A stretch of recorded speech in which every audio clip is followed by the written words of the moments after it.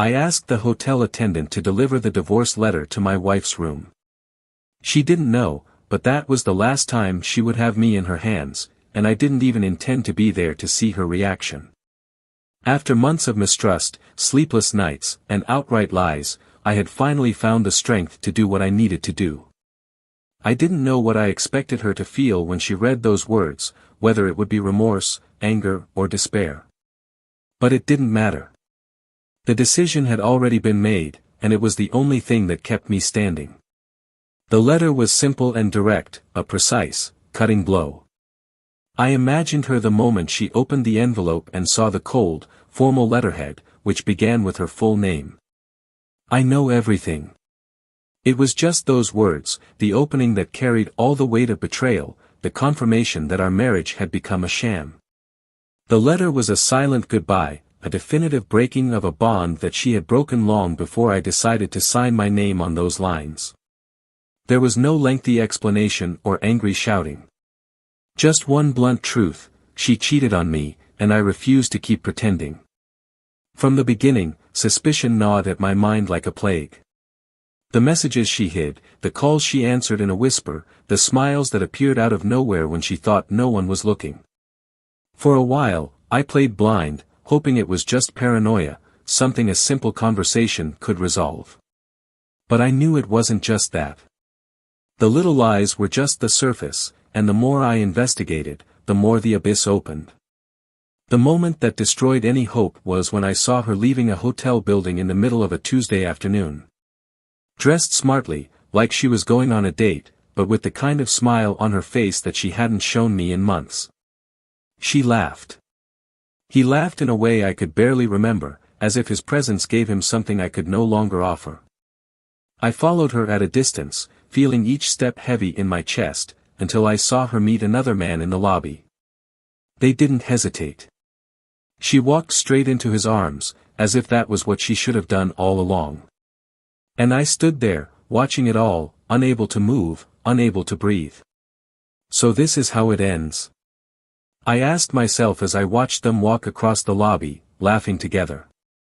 And in that moment, I realized there was nothing more to say, nothing to save. She chose that, she chose to lie, she chose to cheat, and she chose to live a life that didn't include the truth about who she was or what our marriage meant. When I finally left that hotel, I was no longer the same. Something inside me had changed forever, like a blade that had been sharpened beyond repair. I decided to act quickly. There was no reason to prolong that suffering. That same night, I contacted a lawyer and prepared everything for the divorce. I asked for it to be discreet, something that would happen without scandals, without public confrontations. I didn't want fights or heated arguments. I just wanted her to know that I knew. That she understood that, from that moment on, our lives would follow separate paths. And I wanted the shock to be etched on his face, a last gift to myself before I disappeared from his life. But there was something she didn't know, something I only discovered while preparing for the divorce. As I was packing my things to leave the house and starting to review the financial details, I came across a piece of information that stopped me in my tracks. It was a job offer for her, one that she had been pursuing for years, an opportunity that would take her to another state, away from everything and everyone, away from me. It hit me like a punch. She was planning to move on, make a new life for herself, maybe even take her lover along. It was as if I was the only one who didn't have an escape plan at that wedding. The divorce letter was sent to the hotel where she was staying, without knowing that I was aware of her plans. I needed to see her react, I needed to understand what that betrayal meant for her. When I received a message from the receptionist confirming that the letter had been delivered, I allowed myself a moment of bitter satisfaction. But she wasn't prepared for what came next. A few days later, when I had already left home, a call from her took me by surprise. "We need to talk," she said, her voice broken, as if she was struggling to control herself. Against all my expectations, she looked desperate. "Please, can we meet? I can explain." She repeated that last sentence several times, as if she could hold on to it to keep from sinking. And it was then that I realized that maybe there was something more, something I didn't yet know. Something that made her hesitate in following through with the plans she had for the future. What would she say on that date? What justification could there be for such a blatant betrayal, and why now, after everything, was she still trying to explain herself? She always had all the answers rehearsed, all the excuses ready. But this time, it felt different. For the first time, she sounded uncertain, like she was really scared. What if there was a truth that she was hiding from everyone, including her lover? Something that could completely change the course of everything? For a brief moment, I wondered if I had been too quick to make the decision to walk away.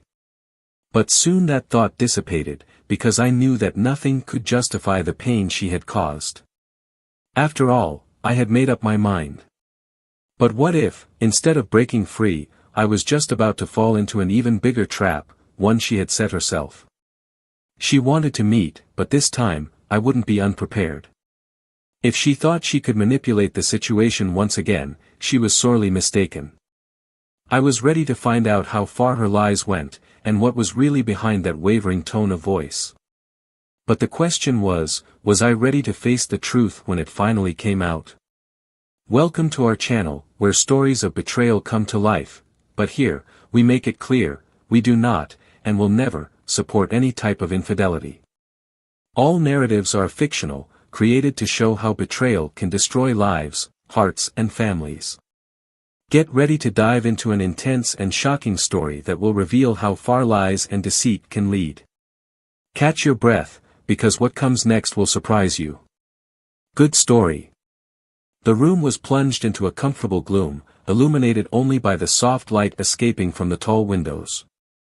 There, in the large leather armchair, John Mitchell found himself lost in thought. He was a sober-looking man, his brown hair beginning to show the first strands of gray, a silent reminder of the years that had passed. John was 42 years old, sober and pragmatic, the type who rarely let his emotions slip to the surface, a trait that served him well during his rise as a successful financial consultant. Meticulous and organized, he always liked to have control, especially over his own life. In contrast, Emily was the outpouring of everything John was not. Vibrant, with her brown hair falling in perfect waves and a smile that lit up any room, she always seemed willing to face life with an open mind.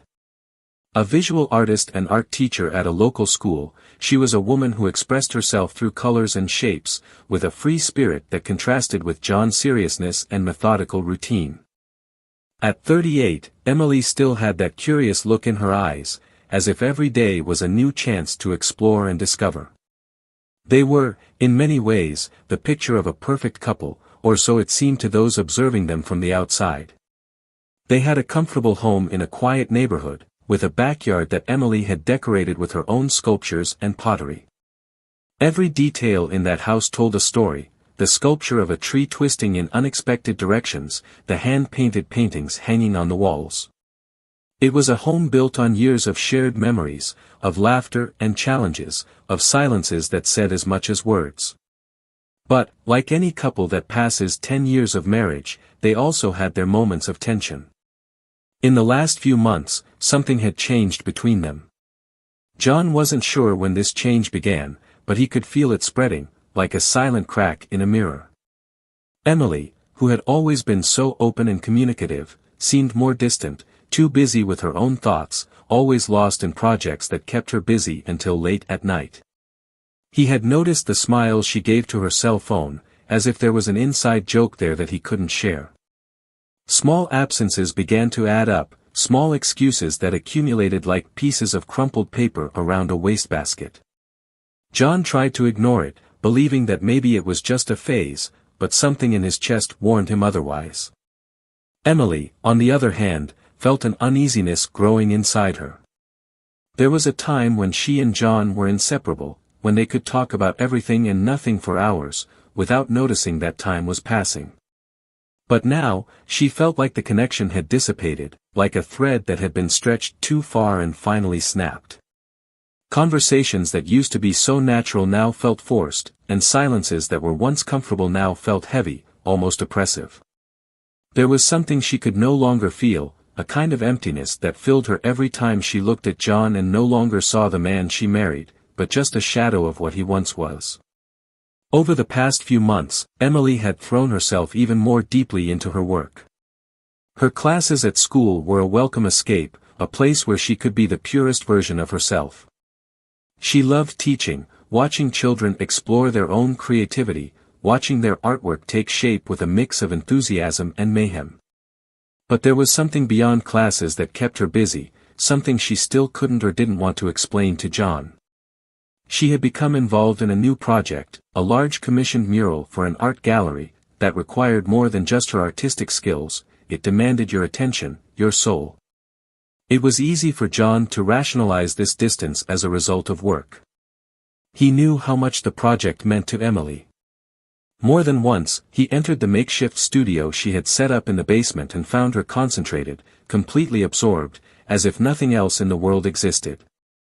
And although he tried to participate, praising her work, suggesting colors and shapes, he felt his comments only scratched the surface.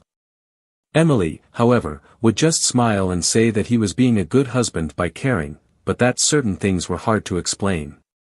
Summer was approaching and with it a climate of renewal seemed to invade the city. John decided that perhaps it was time to try to rekindle the flame that had once warmed their relationship. He started planning small gestures, surprises that could bring some of that joy back. One day, after a business meeting, he stopped at a flower shop and bought a bouquet of red roses, the kind of romantic gesture he rarely made. He remembered how Emily used to smile when she received flowers and he wanted to see that smile again, without the weight of a tiredness he couldn't identify. But, when delivering the flowers, she thanked him with a distant, almost forced smile, and quickly returned to the cell phone that vibrated incessantly in her hand. And that's how the weeks went by, in a cycle of attempts to get closer on John's part and Emily's withdrawal. The feeling of inadequacy began to spread within him, a growing discomfort that he didn't know how to verbalize. He was beginning to realize that the small moments of happiness he tried to create couldn't cross the invisible barrier that had risen between them. Instead of words, there were silences, instead of looks, there were diversions. Until, one day, Emily announced that she would need to travel for the weekend to an art conference. It was one of those rare opportunities, she said, and she couldn't turn it down. John was silent for a moment, considering her words, and then simply nodded. Maybe the space would be good for both of them, a chance to breathe and maybe, just maybe, find a new beginning when she returned. "Are you going to be okay?" he asked, as she packed her bags. "Yes, I will," she replied, too quickly, without looking at him. That night, John lay awake for hours, sitting in the living room, staring at the lights flickering outside the window. He felt like something was out of place, as if a storm was approaching and he didn't know whether he should run away or face it. Emily, on the other hand, seemed to be in a silent hurry, as if her every movement carried an urgency that John couldn't understand. She left early the next morning, with a small suitcase and a smile he hadn't seen in a long time. On Sunday, John received an unexpected email. A confirmation of a scheduled delivery to an address he didn't recognize, something she had ordered and was scheduled to be delivered that very day. He found it strange, as it was unusual for her to ask for something to be delivered to a place other than home. Curiosity led him to investigate a little further, and what he found left him with a bitter taste in his mouth. That delivery, which seemed so innocent, would lead him to a revelation he wasn't prepared to face. But at that moment, all he could do was wait. Waiting for answers that I hadn't yet found, for an explanation that perhaps wouldn't make any difference. He wondered if, when she returned, things would be different, or if the void that grew between them would only expand, until there was nothing left but memories of what they once were. The days following Emily's departure were marked by an oppressive silence in the house.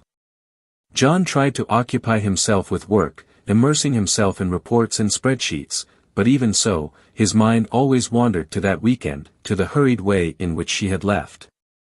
He wanted to believe that everything was normal, that things would adjust with time, but something continued to bother him, a feeling that there was something wrong, a missing piece in a puzzle that he still couldn't understand.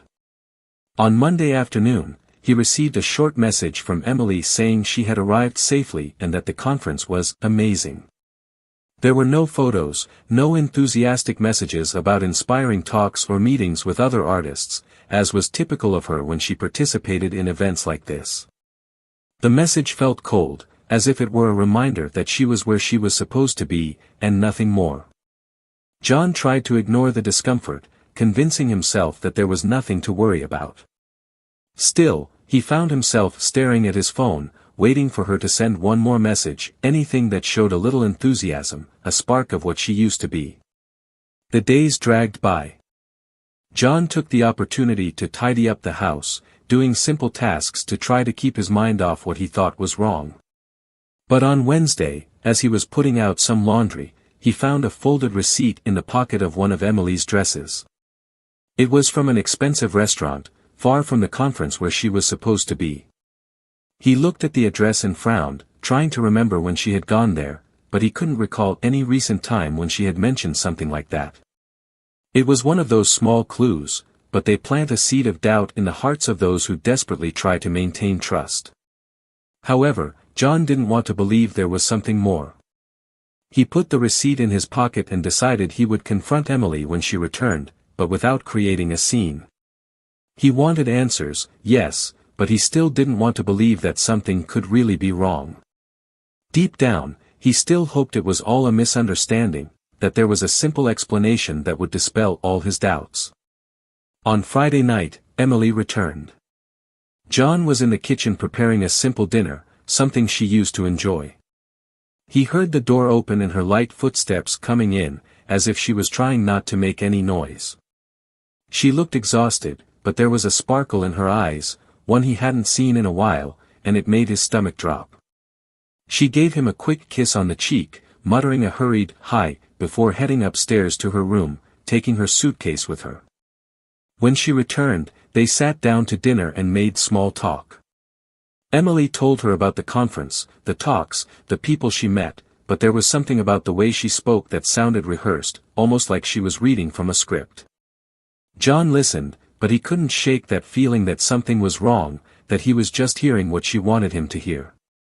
And then, suddenly, he asked, almost without thinking, "Did you go out to dinner somewhere special?" Emily hesitated for a second, her eyes meeting his before responding with a forced smile, "Ah yes, a colleague invited me to a restaurant, it was nice."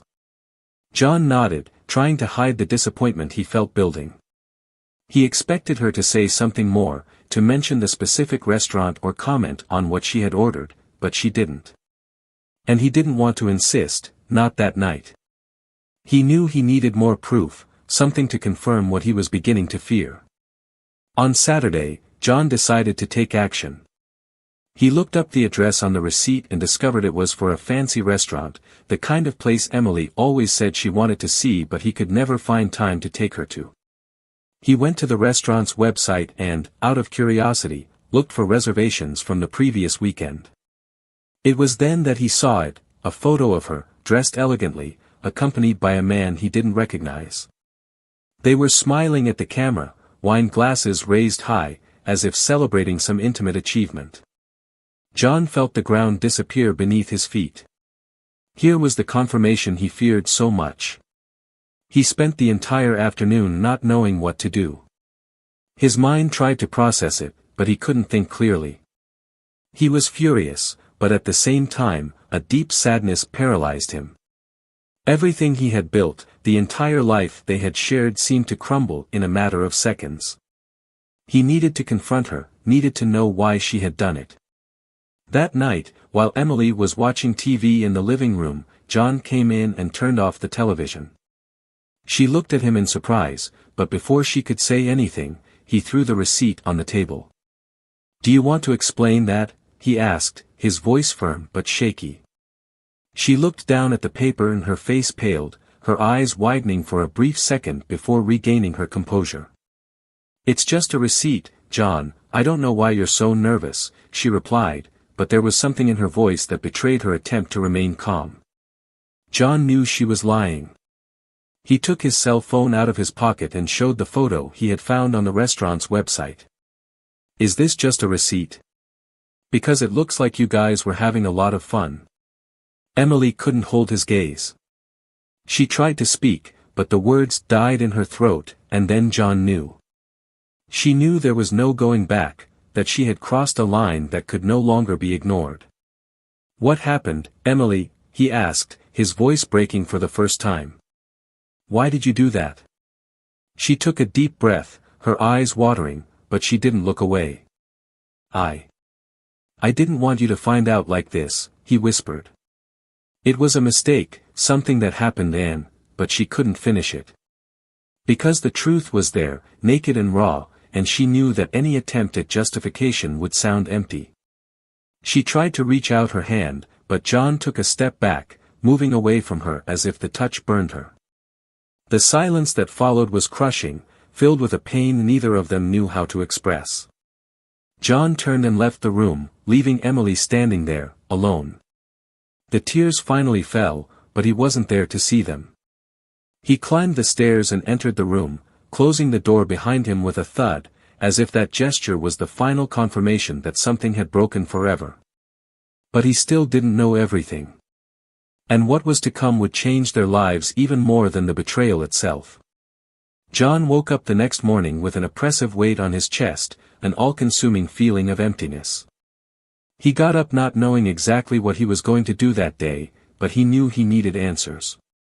During the night, he barely slept, tossing and turning in bed as his mind was flooded with questions and scenarios he couldn't control. Emily was still down there, probably thinking about how to explain the situation, how to get out of that crossroads. But he knew that whatever the explanation, words wouldn't be enough to heal the pain she had caused. The decision to confront her once again came when he heard light footsteps downstairs. John took a deep breath and went downstairs, finding her sitting at the kitchen table, her back to him, a cup of coffee in her hands. She didn't see him approach, and he had a brief moment to watch her, to see the outline of her figure, before everything fell apart once and for all. He had loved this woman with everything he had, and now it was as if he were looking at a stranger. "Emily, we need to talk," he said, with a firmness that surprised even himself. She turned around slowly, and he saw her eyes widen a little, as if she was preparing for a new round of justifications. She nodded, setting the cup aside, and waited. "What exactly do you want to talk about, John?" she asked, trying to remain calm, but the tension was palpable in her voice. John pulled out a chair and sat across from her, looking her straight in the eyes. "I want the truth," he said, each word coming out like a cut, sharp and precise. "No more excuses, no more half-truths. I know about the dinner, and there's no point in pretending it didn't happen. I want to know what is happening and why you did this." Emily was silent for a long moment, her lips pursing as if she was trying to find the right words. She knew she had no way out, she knew that any lie would be useless. "I was confused, John," she began, but he interrupted her, shaking his head. "No, don't give me that. You weren't confused. You knew exactly what you were doing. So please, just tell me the truth." She took a deep breath, and her hands began to shake slightly. John noticed, and it only increased his frustration because he didn't want her to hide behind excuses.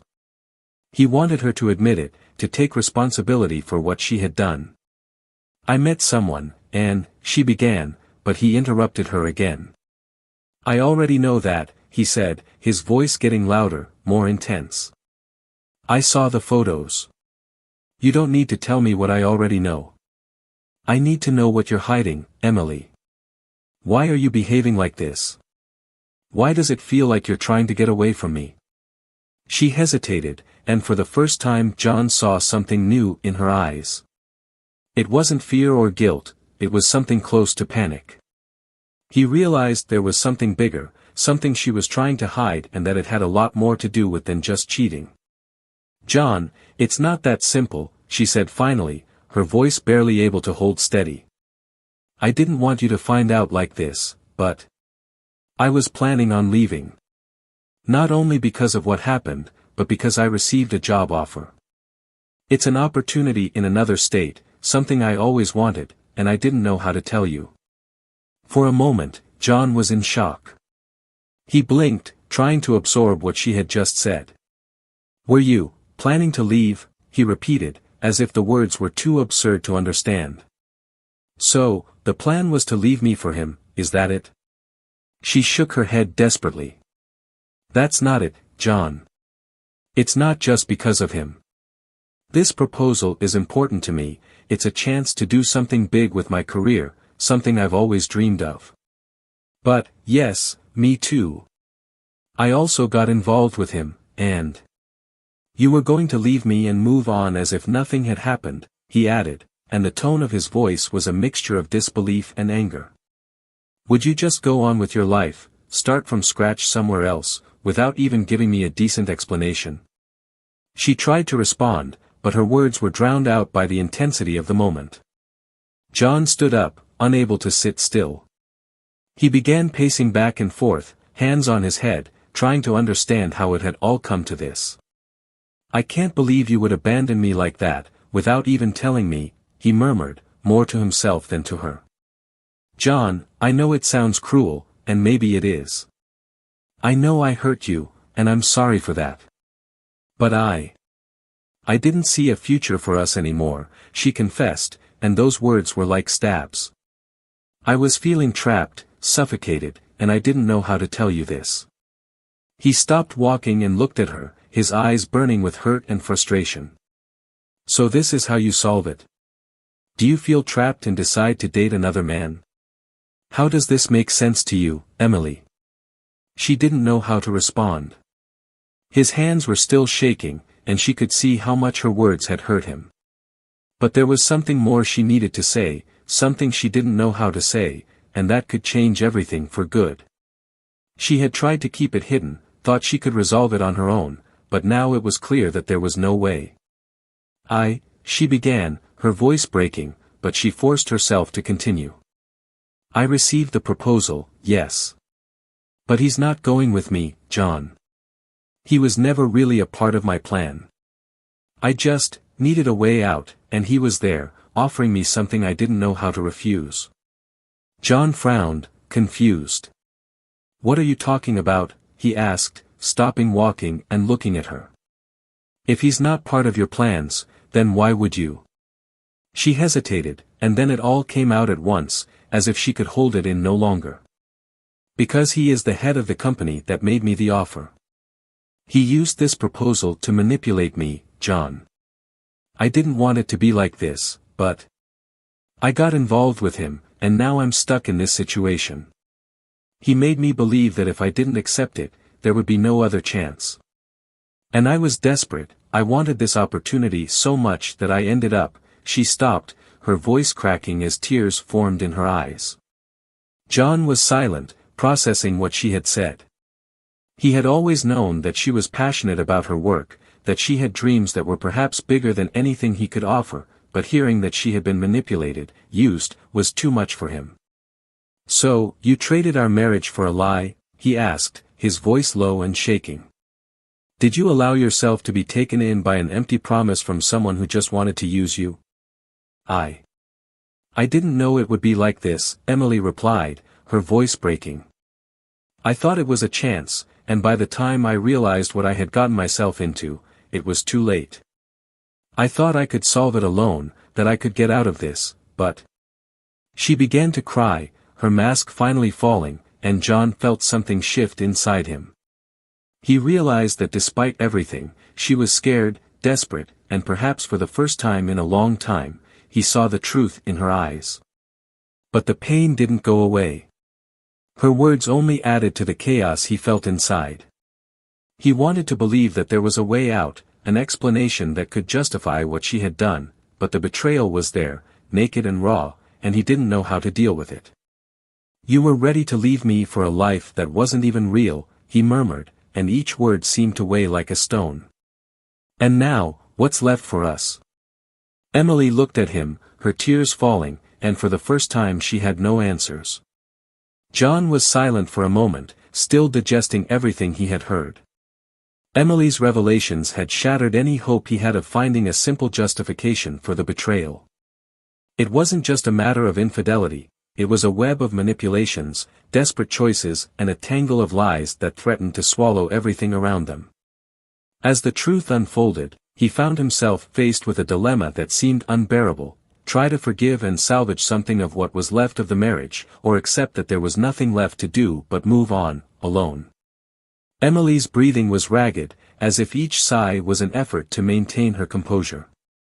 She wiped her tears with the back of her hands, still shaking. "I never wanted to hurt you like this," she said, almost in a whisper, as if her own voice betrayed her. "I didn't expect everything to get out of control.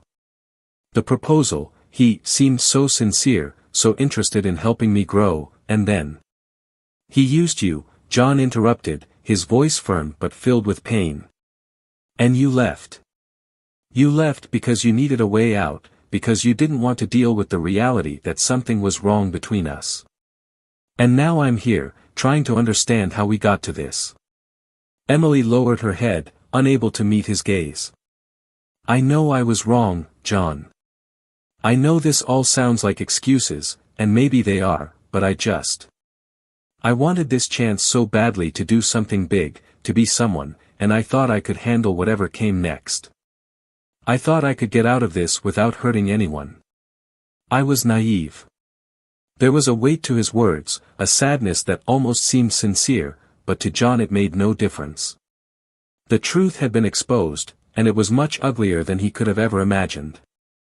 She not only betrayed him, but let herself be drawn into a dangerous game, a game in which she was just a pawn. And it infuriated him as much as it devastated him. "And now?" he asked, his tone almost challenging. "What do you expect me to do? For me to pretend nothing happened? For me to continue waiting while you decide what life you want to have?" Emily looked at him, her eyes teary, searching for an answer she didn't have. She knew she couldn't ask for forgiveness and expect it to be enough. "I knew that any promise now would seem empty, a desperate attempt to fix something that was already broken." "I don't know, John," she admitted, and the sound of her fragile voice filled the room with a suffocating melancholy. "I just wanted you to know that it wasn't just about you. It was about me, about the things I felt I needed, and I never got to talk about it with you." He let out a bitter laugh, shaking his head. "So you just decided to leave because talking to me seemed harder than getting involved with another man? Is that what you're saying? That I was the problem, and the solution was to replace me?" She hesitated before responding. "No, it wasn't about replacing you, John. I know this seems ridiculous now, but I was trying to find something I had lost, something I thought I couldn't have here. But I realized that in the end, I didn't want to live a lie. And when he made me the offer to go along, I realized I couldn't continue with that." The revelation took John by surprise. "Proposal to go along," he repeated, confused. "Did he want you to go with him?" She nodded, swallowing hard. "Yes, he offered me a position, promised it would be a new life, away from everything. But I said no. I knew that if I accepted, there would be no going back, and, even after everything, I couldn't do it. I couldn't destroy everything like that." "But you destroyed it," John retorted, pain showing in his voice. "Maybe you didn't leave with him, but that doesn't change the fact that you chose to cheat. You didn't think about us, not even for a second." She was silent, because she knew he was right. Every speech she tried to formulate to justify her actions crumbled in the face of the relentless reality of what she had done.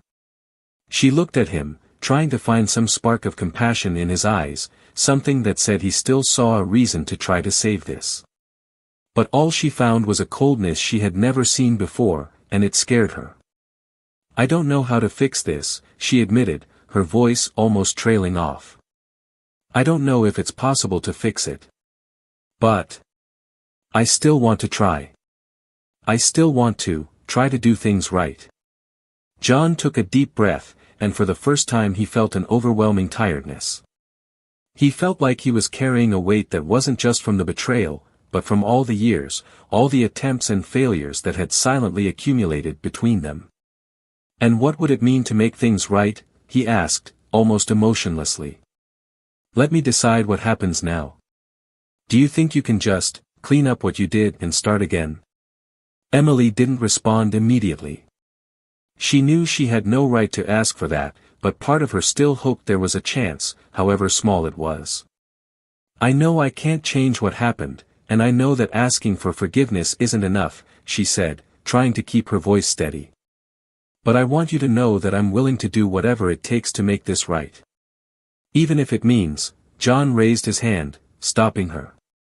"Even if it means what, Emily? Do you want me to believe that you are now willing to sacrifice anything to save what is left? Because, honestly, I don't know what else is left to save." She hung her head, feeling crushed by the weight of her own choices. "I didn't want to lose you," she whispered, and her words hung in the air, fragile and desperate. "I was lost, and I made bad choices, but I still love you, John. Even if it doesn't seem like it, even if it doesn't make sense right now." He stared at her for a long moment, trying to understand if there was still something there worth fighting for. He wanted to feel angry, he wanted to scream at her, but all he could feel was a deep sadness, a feeling that everything they had built had become unrecognizable. And then, he realized that the question was no longer about whether or not to forgive, but about finding a way to move on, even if it meant leaving her behind. "I don't know if I can love you the same way," he said, and the simplicity of that sentence carried all the pain he had repressed. "Not after all this. And I don't think you really love me, Emily. I think you're trying to find something to fill the void, and I can't be that solution for you." The silence that followed was devastating. Emily knew he was right, that there was something in their love that had been lost, worn away over the years, and now, when she needed it most, she couldn't find a way to bring it back.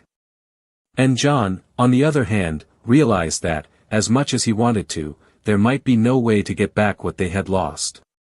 She tried to reach out to him again, but he drew back, and in that gesture was a realization she feared to face. "I think we need time," he said, his voice tired, almost defeated. "I need time to understand all of this, and you need to find out who you really are, without trying to drag me into the chaos you created." And with that, he stood up, leaving her alone in the kitchen, the silence expanding around her like a cold, unforgiving shadow. Her words, her promises of change, of redemption, no longer carried any weight. All that was left was dark uncertainty, and the hope that somehow time could bring an answer that neither of them knew how to find at that moment. The days that followed were a mixture of silence and distance. John and Emily lived under the same roof, but as if they were strangers who shared a space out of obligation. The house that was once a refuge, full of memories of happy times, now felt suffocating. The pictures of Emily on the walls seemed to stare at John like silent witnesses of a love lost. Her basement studio was deserted, and the flowers in the garden were beginning to fade, as if reflecting the state of their lives. John made a decision, something that gnawed at him inside, but that seemed inevitable. He scheduled a meeting with a lawyer to begin the divorce process. He had tried, as much as he could, to find a way to overcome everything that had happened, but he realized that this meant giving up something he could no longer ignore, his own dignity. He didn't want to spend the rest of his life wondering what Emily would do next, always wondering if he could trust her again.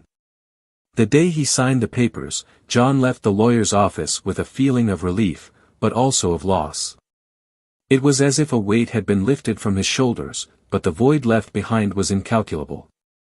He knew he was doing what was right for him, but that didn't lessen the sadness of seeing a marriage of so many years fall apart. He stopped at a cafe, sat at the table and stared at the slowly cooling cup of coffee. There was no celebration, there was no feeling of victory. Just a chapter that needed to close so that another, uncertain one, could begin. Meanwhile, Emily received notifications from her lawyer and knew the end was near.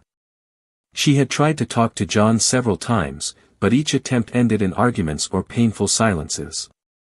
She wanted to explain, wanted him to understand that no matter how many terrible mistakes she had made, there was still a part of her that loved him and wanted a second chance. But she knew that chance would never come. She had risked everything for a promise that turned out to be empty, and now she was paying the price for her choices. In a last-ditch attempt to salvage something, Emily went to John's work. He was leaving the office when he saw her, standing across the street, like a shadow of her former self. He hesitated for a moment, then crossed the street to her. "What are you doing here?" he asked, his voice tired. "I needed to see you," she replied, trying not to let her voice waver. "I needed to say I'm sorry. And I know I've said this before, but I'm leaving. I accepted the job offer. I'm moving to another state. I think it's best for both of us." John was silent, digesting the words. Part of him felt relief to hear that she was walking away, that there would be no more confrontations, no more attempts to justify the unjustifiable. But part of him also felt a tightness in his chest, as if this were the end point of something he hadn't yet fully accepted. "So, that's it," he said finally. "You will move on and leave everything behind." Emily lowered her head, tears welling in her eyes. "I know I don't deserve forgiveness, and I know I failed you in every way possible. But I want you to know that, as much as I lost myself, I never wanted to hurt you like that. I'm going to try to find a new life, something that makes me feel less lost. And I just hope that one day you can find someone who makes you truly happy, because you deserve it." John heard those words and, for the first time, he didn't feel angry. Just a deep sadness. He realized that there was nothing more to be said, that Emily's apology was all she had to offer, and that he needed to find a way to move forward without holding on to a past that could never be repaired. "I hope you find what you're looking for, Emily," he said, and then turned away, leaving her there, feeling like this would be the last time their paths crossed. A few weeks later, Emily packed her things and left. The change was a bitter new beginning, an escape disguised as a new opportunity. She accepted the job offer, but knew it wasn't out of ambition or hope for growth. It was simply what was left for her, a way to escape the chaos her life had become. She settled in a new city, a place where no one knew her history, and began trying to rebuild a new identity. But even in the midst of her new job and new routines, there was an emptiness that accompanied her, a feeling that she would never be able to escape the consequences of her own actions. John, on the other hand, has finally started to adapt to single life. He sold the house where they lived together, no longer supporting the traces of memories it carried. He moved to a smaller apartment, closer to work, and began to find a new rhythm. He threw himself into work, not as an escape, but as a way to find a purpose that didn't involve the wounds left by his failed relationship. Little by little, he started going out with friends again, attending events he had avoided for so long. And surprisingly, he found peace in being alone. Loneliness was no longer a threat, but an opportunity to rediscover oneself. One autumn afternoon, while walking through a park, John received a call from an unknown number. He almost didn't answer, but for some reason, he decided to listen. On the other end of the line, a gentle, feminine voice introduced itself. She was a coworker of Emily's. "I hope I'm not bothering you, but I thought you'd like to know. Emily asked me to get in touch. She wanted me to tell you that she got the opportunity she wanted so much, but that she deeply regrets everything that happened." John was silent for a moment, processing the words. "Is she okay?" he asked, not knowing exactly why those words came out. The voice on the other end hesitated. "She's trying, you know. I think she's trying to find a way to move on. Maybe that's the best thing she can do now." John thanked him and hung up the phone. He continued to walk through the park, looking at the fallen leaves on the ground. He then realized that despite everything, he had found a way to move forward. The wounds were there, but they were beginning to heal, and he no longer needed to carry the weight of the past with him. He wished that Emily also found peace, that she could transform her failures and bad choices into something better. But he knew that wasn't his problem anymore. He had left that part of his life behind, and now, finally, he was free to start again. If you've made it this far, share your opinion in the comments. What did you think of this story? We want to know how you felt following John and Emily's journey. And don't forget to subscribe to the channel for more impactful and reflective stories. Here, we believe that each narrative is a lesson, and we never support any type of betrayal. Thanks for following along, and see you next time.